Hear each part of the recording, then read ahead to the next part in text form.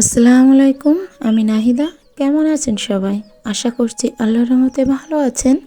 আলহামদুলিল্লাহ, আমরাও ভালো আছি।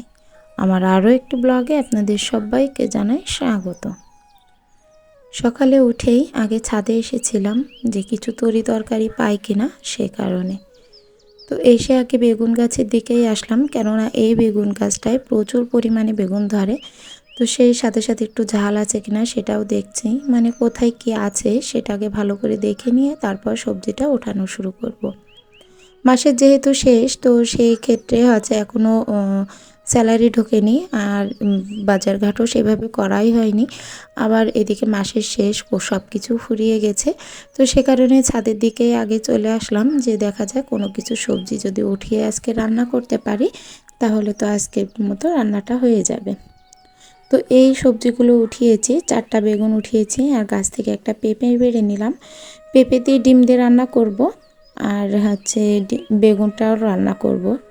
আর বাসায় একটু ডাল আছে, সে ডালটা করব, এতে আজকের মতো খাবার হয়ে যাবে। তো কয়েকটা কাঁচা ঝাল ছিঁড়ে নিয়েছিলাম, আর হচ্ছে পেঁপে বেগুন এগুলো নিয়ে নিচে আসছি।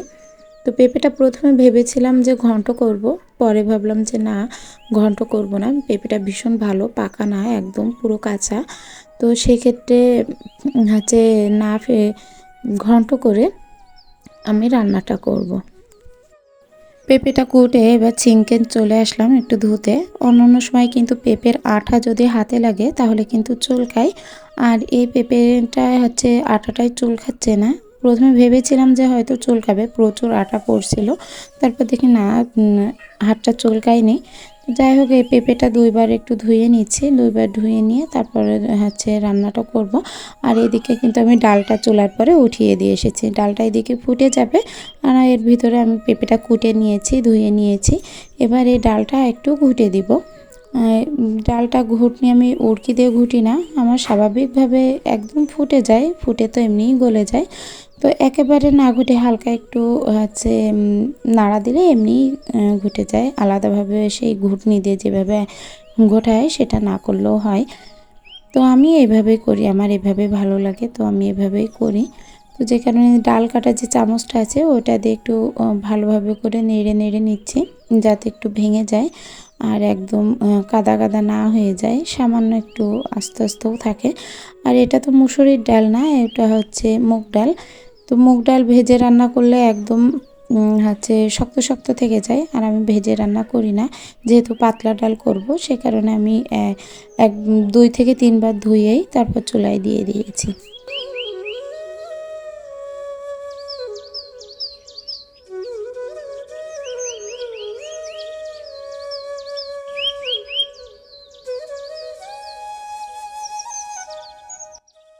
মাসের প্রথম 15টা দিন খুব ভালোভাবে যায়, আর খুব ভালোভাবে দিনগুলো খুব তাড়াতাড়ি চলে যায়। ভালো দিন তো অবশ্যই তাড়াতাড়ি যায়। তো ঠিক তেমন মাসের প্রথম 15টা দিন খুব ভালোভাবে খাওয়া দাওয়া বলেন, চলাফেরা বলেন, প্রত্যেকটা জিনিসই খুব ভালোভাবে যায়। কিন্তু মাসের এই যে আর 15টা দিন, সেই 15টা দিন কোনো মতে কাটে, ওই এটা দিয়ে ওটা দিয়ে চালিয়ে দিতে হয়। আর যাদের অবস্থা একটু ভালো তাদের বিষয়টা আলাদা, কিন্তু আমাদের মতো সাধারণ ঘরের বউদের কিন্তু এমনভাবেই এমন অবস্থায় চলতে হয়। আর মাসের 15টা দিন পর তো অবস্থা আরও বেশি খারাপ হয়।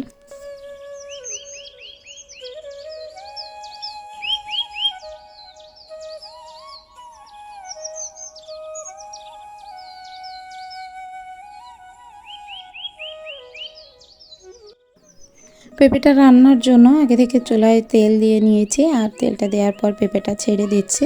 পেঁপেটা প্রথমে ছাড়তে গেলে তেল ছিটকে আসছিল, তো একবারে দিয়ে দিলাম, দিয়ে এটাতে লবণ হলুদ দিয়ে একটু নাড়াচাড়া করে পানি দিয়ে দিব।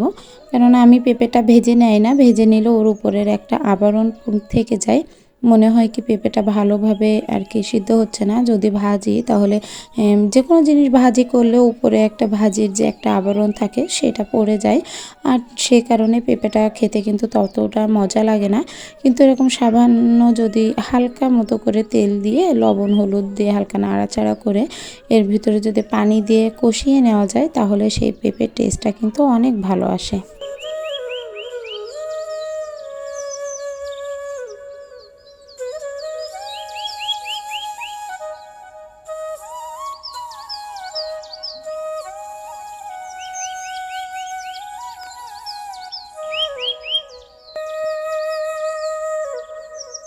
মাঝে মধ্যে মনে হয় আমার দ্বারা হয়তো কিছুই হবে না, আমি হালটা ছেড়ে দিই। কিন্তু কিছু কিছু মুহূর্ত আসে যেগুলো নিজেদের দ্বারা যেগুলো হবে না সেগুলো হওয়াতে হয়। আমারও সেই একই অবস্থা। অনেকের দায়িত্ব থেকে থাকে কাঁধে। তো সেই মুহূর্তে নিজের অবহেলা কোনো কিছু করলে চলবে না। যে পরিস্থিতিতেই হোক না কেন আমাকে দাঁড়াতে হবে, এটাই টার্গেট থাকে মাথায়। আর সেই রকম টার্গেট নিয়ে আমিও কাজ করে চলেছি। অনেকটা সময় একটু ভালো ফল পেয়েছি, জানি না কেন আমার সাথে এমনটা হচ্ছে। আস্তে আস্তে আমার চ্যানেলটা ডাউন হয়ে যাচ্ছে। দেখা যাক, কিছুদিন কাজ করব, হয়তো কতদিন করব বলতে পারবো না আগে থেকে, তবে করব। যদি দেখি, আমার একটা টার্গেট আছে, নিজে থেকেই নিজের সাথে একটা টার্গেট করেছি। যদি এই টাইমের ভিতরে দেখি আমার চ্যানেলটা আস্তে আস্তে বাড়ছে, তাহলে হচ্ছে চ্যানেলটা রাখবো। আর এত কষ্ট করে ভিডিওটা দেওয়ারও অবশ্য ফলটা তো পেতেই হবে। একটা ভিডিও দিতে গেলে তো অনেক কষ্ট করতে হয়। তো সেই অনুযায়ী যদি সেইভাবে আমি আমার 100% দিয়ে যাচ্ছি, কিন্তু কোনো রেসপন্স পাচ্ছি না, তো সেক্ষেত্রে মনটাও ভেঙে যায়। আর ভীষণ পরিমাণে খারাপ তো লাগেই। অনেকটা খারাপ লাগে যে নিজের সন্তানকে যেভাবে বড় করা হয় আদর স্নেহে, একটা চ্যানেলও ঠিক তেমনই নিজের অনেক কিছু দিয়ে হচ্ছে নিজের 100% দিয়ে সেটাকে চেষ্টা করা হয় যাতে সেটা একটু ওঠে। তো প্রথম এত খুশি হয়ে গিয়েছিলাম যে অল্প দিনে চ্যানেলটা খুব ভালোভাবে দাঁড়িয়েছিল। কিন্তু এখন আস্তে আস্তে যত দিন যাচ্ছে তত দেখছি আমার ভিডিও রিচ কমে আসছে। কেন এমনটা হচ্ছে আমি তো নিজেও বুঝতে পারছি না। আর আমি অনেক কিছু যে জানি ইউটিউব সম্পর্কে সেটাও কিন্তু না। যাই হোক, চলতে থাকুক দিন, যাচ্ছে যাক, দেখা যাক সময়তে। যদি দেখি যে না, আমার দ্বারা এটা হবে না, তাহলে হয়তো আমার এই চ্যানেলটাই বন্ধ করে দিতে হবে। মায়া এক অদ্ভুত জিনিস, যেটা কাছে থাকলে বাড়ে এবং দূরে গেলে সেটা কমে যায়। আমি আমার এই চ্যানেলটা থেকে যখন হচ্ছে দূরে থাকি, অন্যান্য কিছু দেখি, তখন শুধু মনে হয় এক হচ্ছে দর্শক হিসেবেই থেকে যাই। চুপচাপ যে দর্শক হিসেবে দেখি অন্যান্য সবার লাইফস্টাইল, সেই মুহূর্তে মনে হয় যে না থাক, আমি হয়তো দর্শক হয়ে থাকি। আবার ঠিক একই মুহূর্তে যদি দেখি নিজের চ্যানেলে কেউ একজন ভালো একটা কিছু কমেন্ট করেছে, অথবা আমার চ্যানেলটিকে কেউ সাপোর্ট করেছে, সাবস্ক্রাইব করেছে, তখনই মনে হয় যে না, কাল থেকে আবার নতুন করে ভিডিও দেওয়া শুরু করব। সংসার জীবনে অনেক কিছু মানিয়ে নিতে হয় আমাদের। মানিয়ে চলা মানেই যে নিজের মেরুদণ্ডকে আমরা বিকিয়ে দিয়েছি, সেটা কিন্তু নয়। আমিও পারি দু কথা বলতে, কিন্তু বলি না, তার সম্মানের ক্ষেত্রে।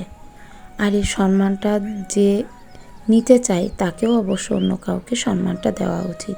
নয়তোবা সেও একদিন সম্মান পেতে পেতে, অথবা যে লোকটা দিচ্ছে সেও দিতে দিতে একদিন ক্লান্ত হয়ে যাবে।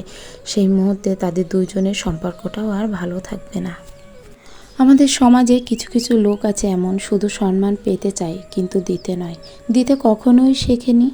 অথচ তাদের যদি কোনো কিছু ত্রুটি হয়ে যায়, কোনো কিছুতে একটু পান থেকে চুন খসলেই সেটাতে অপরাধ, সেটাতে অন্য লোকের অপরাধ। কিন্তু সেই ব্যক্তি যে কেমন, সেটার কিন্তু কোনো নিশ্চয়তা নেই। জীবনের একটা পর্যায়ে যে মাঝে মধ্যে মনে হয় না, এবার অন্তত ঘুরে দাঁড়ানো উচিত, ঠিককে ঠিক আর ভুলকে ভুল বলা উচিত, আর কখনো পিছু পা নয়। এবার অন্তত এক পা এগোতে যদি পারতাম। ঠিক তেমনইভাবে যদি মাঝে মধ্যে নিজেরাও এক পা এগোই, হয়তো সম্পর্কের একটু তিক্ততা হয়ে যায়, কিন্তু তার ভিতর সত্যটা থেকে যায়। আজ আপনি যার সাপোর্ট হয়ে কথা বলছেন, যদি একটা সময় দেখা যায় যে তার সাপোর্ট হয়ে কথা বলতে পারলেন না, তাহলে দেখা যাচ্ছে সেই মেয়েটা অথবা ছেলেটা, সেই মানুষটি পাশ থেকে সরে দাঁড়ালো। ঠিক সেই মুহূর্তের কষ্টটা মেনে নিতে হয় আমাদের। আমরা সহ্য করতে পারি না সেই মুহূর্তের কষ্টটা। তো তার থেকে নিজেকে আগে থেকেই গুটিয়ে নেওয়া উচিত, নিজেকে একটু শক্ত করে তোলা উচিত এই ধরনের পরিস্থিতি থেকে বাঁচার জন্য। মনির শরীরটাও অনেকটা খারাপ হয়েছে, ওর অনেক জ্বর। তো এখানে শুয়ে আছে, ও ঘুম থেকে উঠে গেছিলো। ওকে ভালো করে আমি কাপড়টা পরিয়ে তেল টেল মাখিয়ে দিয়েছিলাম, বলেছিলাম এখানে শোও। তো এসে দেখি ও আবার ঘুমিয়ে পড়েছে। তো পর্দাটা হচ্ছে খুলে দিতে গিয়েছিলাম, যে দেখি যে ওর গায়ে একটু রোদ পড়ছে। তো সেক্ষেত্রে আবার পর্দাটা দিয়ে দিলাম। আজ বেডশিটটা একটু উঠাবো, কেননা এই বেডশিটটা আর ভালো লাগছে না। এমনিতেই ভীষণ খারাপ লাগে আমার, একটা বেডশিট যদি এক সপ্তাহের বেশি পাতা থাকে তো খুবই খারাপ লাগে। আর বাসায় তো এমনিতেও অনেক জনসংখ্যা বলতে আছে, বাচ্চা কাচ্চা থাকলেই তো হয়, এমনিতেই নোংরা হয়। আর যতই গুছিয়ে রাখি না কেন ওই নোংরাটা আর কখনোই যায় না। তো সেক্ষেত্রে আজ বেডশিটটা একটু গুছিয়ে নিব, নতুন আর একটা বেডশিট পেতে দিব, কাঁচা ধোয়া, নতুন না, এর আগেও অনেকবার পেতেছি, যাই হোক তবু চেঞ্জ করে দিলাম। তো এই বেডশিটটা পেতে দিব, আর বাদ বাকি যে ঘরের কাজগুলো সেগুলোও কমপ্লিট করে নিব। মেয়েটাকে পাশের রুমে শুয়ে দিয়ে এসে এই রুমটা একটু গুছিয়ে নিলাম, ওকে এবার এই রুমে নিয়ে আসবো। আর যে পাপোশগুলো উঠিয়ে ঝেড়ে দিয়েছিলাম সেগুলো এখানে মেলে দিচ্ছি। আর পাপোশগুলো প্রচুর পরিমাণে ময়লা হয়, প্রতিদিনই রেগুলারভাবে ঝাড়া হয় না, আবার দেখা যাচ্ছে প্রতিদিনই ঝাড়া হয়, মাঝে মধ্যে 2-1 দিন হয়তো বাদ যায়। তো কাজের তো কোনো নিয়ম নেই, যখন যেটা কাজ হবে তখন সেই অনুযায়ী করতে হবে, আর কাজ করারও কোনো শেষ নেই। তো এগুলো বিছিয়ে দিয়ে নিলাম, নেওয়ার পর এবার বাইরের যে অংশটা আছে সেই জায়গাটা একটু ঝাড়ু দিয়ে নিচ্ছি। ঘরের যত ময়লা কাটা কাপড় ছিল সেই কাপড়গুলো দলা করা ছিল, সাথে সাথে তো আর ঝাড় দেওয়া হয় না। তো সেই কারণে কাপড়গুলো একটা সাইডে ছিল, এখন ভালোভাবে করে ঝাড় দিয়ে তারপর বাইরে এটা ফেলে দিলাম।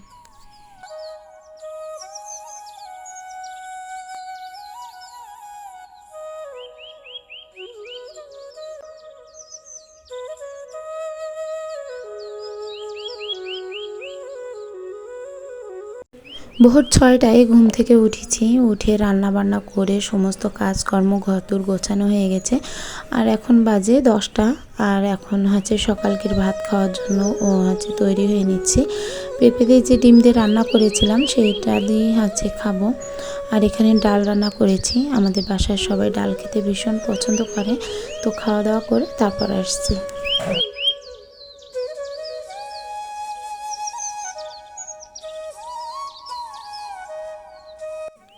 অ্যালোভেরাটা নিলাম, কেননা আমার আগের দিনে যে রূপচর্চার ভিডিওটা দিয়েছি সেটারই একটা অংশ এখানে। তো গত দিন তো ব্লগ ভিডিও দেয়নি, সে কারণে একটু ভাবলাম যে অন্য কিছু ভিডিও দিই। তো সেক্ষেত্রে রূপচর্চার একটা ভিডিও দিয়েছি, ওইটা যদি আপনারা ট্রাই করে থাকেন তো অবশ্যই ভীষণ পরিমাণে উপকারিত হবেন, এবং নিজের মুখ এবং যেই অংশগুলো কালো হয়ে যায় সেগুলো লাগালে ভীষণ পরিমাণে আপনি উপকার পাবেন। আর এই ভিডিওটা যদি কেউ না দেখে থাকেন তাহলে আমার চ্যানেলটিতে ঢুকবেন, ওখানে রূপচর্চার একটা ভিডিও গতকালই ছাড়া হয়েছে, তো সেই ভিডিওটা আপনারা দেখে নিতে পারেন। এটা একবার হলেও ট্রাই করে দেখবেন, অবশ্যই ভীষণ পরিমাণে উপকার পাবেন। প্যাকটা মুখে লাগিয়ে 10টা মিনিট ম্যাসেজ করেছি এবং আরও 5 মিনিট মতো মুখে রাখবো। তো ভাবলাম যে এই সেলাইটাও করে রাখি, তাহলে খুব দ্রুত কাজও হয়ে যাবে, এদিকে মুখের ওই টাইমটাও বসে থাকা লাগবে না। তো কাজটাও কমপ্লিট করে নিচ্ছি। এ কারণে আমার আজকের ভিডিওটি যদি আপনাদের ভালো লেগে থাকে তাহলে প্লিজ একটা লাইক দিতে ভুলবেন না। আর যদি চান আপনাদের এই বোনটি একটু হলেও ইউটিউবে জায়গা করে নিই তাহলে চ্যানেলটি সাবস্ক্রাইব করতে পারেন আর এই বোনটির পাশে দাঁড়াবেন। আজকের ভিডিওটা এখানেই শেষ করছি, দেখা হবে নতুন কোনো ভিডিওতে, ততদিন ভালো থাকবেন, সুস্থ থাকবেন, আল্লাহ হাফেজ।